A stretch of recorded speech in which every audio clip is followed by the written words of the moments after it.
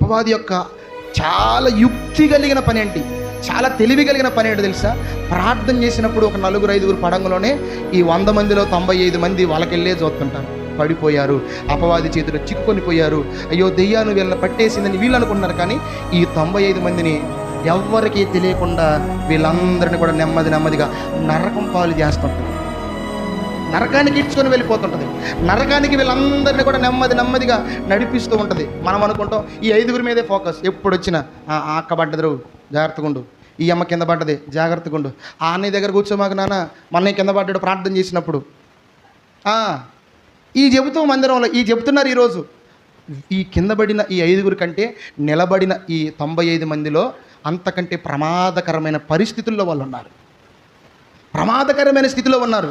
వాళ్ళ చిన్న పట్టేసి ఆ దెయ్యాల వల్ల కింద పడి బలహీనతల వల్ల ఇదైపోయారు తప్ప నిలబడిన ప్రజలు ఉన్నారు. చూసావు, అంతకంటే ప్రమాదకరమైన వాళ్ళని బట్టిని, అంతకంటే ప్రమాదం, అంతకంటే చాలా ఘోరమైనవి బట్టిని. మనమేమో వీళ్ళను చూస్తుంటాం, వీళ్ళనే గమనిస్తుంటాం. కానీ అంతకంటే ప్రమాదం ఏంటో తెలుసా?